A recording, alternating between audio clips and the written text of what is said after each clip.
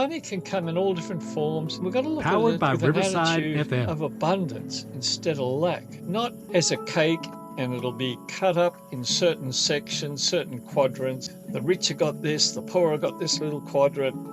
You know, where's my little share?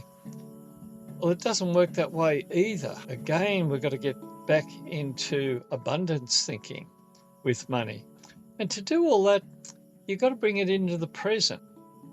Hi humans, welcome along to the channel. Wishing you all a very good welcome along, where we're going to dive deeply into a very interesting subject, which I know you all want to hear more about. It's money. And it's not just about money, the energy of money. So we're going to take a deep dive into that, and I'm sure most people, it twigs a little nerve in them when we start talking about money. It can be good. How can I get more? How can I get less? I want. And it's a hassle. So all these different feelings and emotions come up within us when we start talking about money. This is about the energy of money. What's money all about? To understand a little bit more about this energy system, we can describe it like an electrical system where it's just energy. It's got to flow. It's got to flow to produce currency. If the energy or the electricity is not flowing, you cannot generate or produce currency. So it's got to flow over things. When it gets stored, you use battery banks, and that's very much similar to a bank. But there's a lot of, all different knobs and buttons in banks these days. Understanding what banks is all about is another very deep dive. And we might do that in another look into banks a bit later. But just describing money in relationship to energy and electricity, if there's resistance in an electrical circuit, it overheats. And if there's resistance in money flowing in our lives, does it overheat. It can be transmuted into many other forms, as in relationship problems, breakdowns, problems at work, transportation cars. It just goes so deep, this subject of money energy. Let's go a little bit further and let's find out how you relate to money. So just quieten the mind, take a couple of deep breaths, and what's the first thing that comes up when you think about money? If you're thinking lack of money or needing money, well, that's an energy you're putting out already. And as we know, the universe provides and guides. So if we're putting out needing money, we get the answer back, okay, we'll help you with that. We'll help you with more needing. If that's what you desire, more needing, we'll give you more needing money. No, you don't understand. Money, I want money, I want money. Okay, well, we'll reply to that as well. We'll give you more wanting money. We'll give you more reasons to want money, bills, accidents, who knows what. So somehow that seems to increase with the wanting of money. Very few people are happy and at peace with money. It's usually working out ways to get more, how I can spend less. But money's an energy again, and it's got to flow. A good way to generate flowing of money is donations, give money away. But you might say, you don't understand. No, I've got to get it coming in. Well, the more you give, the more you receive. The more you take, the more that gets taken from you. So it works in a very interesting way. And you have to be very well balanced with money. Understanding at times it's got to flow out like a tide, and at times it's got to flow in and come to you. If you find you're just giving all the time and not receiving, not have the ability to receive, I'll put that in inverted commas, the ability to receive. A lot of people have resistance to receiving money. And you might say, oh, not me. Well, if somebody gives you a gift, what is your attitude to that gift? It doesn't necessarily mean to be money. Is your attitude, oh, that's all? I was expecting more? Or was the attitude, oh, no, I don't want this. You can't afford that. And you put out resistance to receiving money. We live in a world of abundance. If your mindset is in a world of lack, well, that's what you'll see out there. If you see a world of abundance, there's so much out there. Money can come in other forms. It can be a material possession, somebody gifting you something.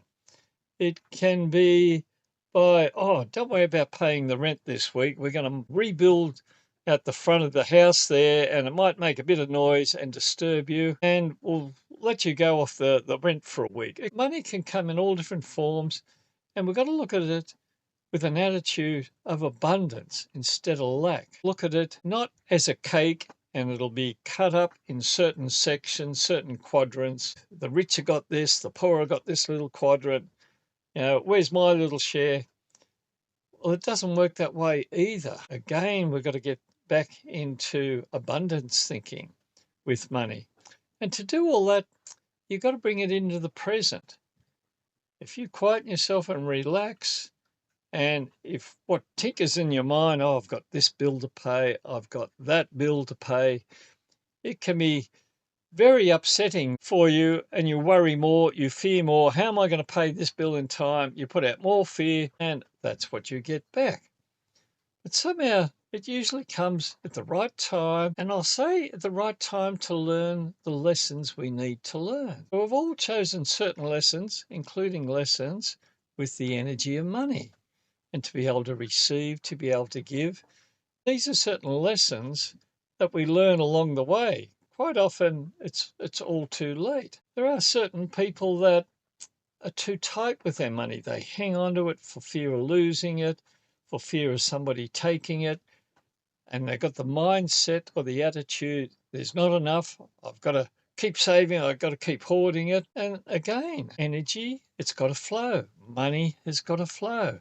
If there's resistance, there'll be lots of problems along the way. So we've got to bring ourselves back into the present and picture ourselves with whatever we desire, but you've got to bring it back into the present. Feel what it's like to have that new car, house, holiday, or an abundance of money. Just feel what that is like and put an emotion on it. Do you feel happy? Do you feel at peace? Do you feel secure?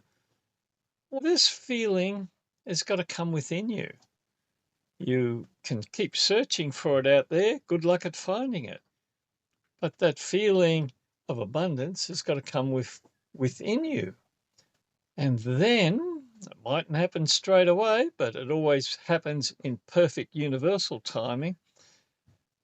When you are at the right frequency, the right vibration, it'll reflect in the outer world. I'll say that again. When you are resonating at the right frequency, the right vibration, then the universe cannot help to reflect that in the outer material world. We got to put out an intention. And that's sort of like the frequency going out, the vibration that we put out. It's like a radio station. It puts out that frequency. And you're going to be able to transmit that frequency in a very positive way, in a very present way. And the heart is like the magnet. It's the one that pulls it in, and it pulls it in through emotion. But it's the location of that. We can get into where's your mind space? Where's your location of your mind space? Are you present? Are you in the future? Are you enjoying what's happening now? Or you're worried about what happened in the past?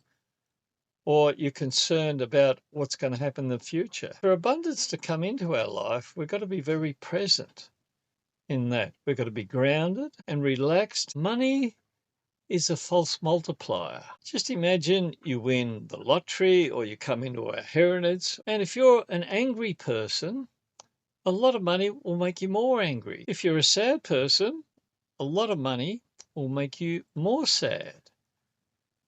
If you're a happy person, guess what?